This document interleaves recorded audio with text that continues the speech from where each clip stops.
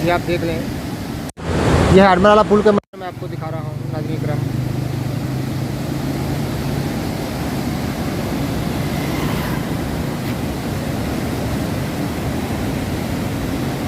यहाँ पर पानी को देखकर ही इतना डर लगता है, इतनी रफ्तार से पानी है।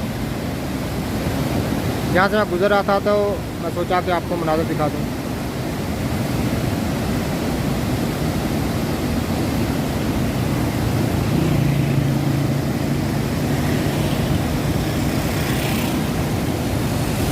ये 1 किलोमीटर लंबा पुल है जो कि हैडमराला कहलाता है।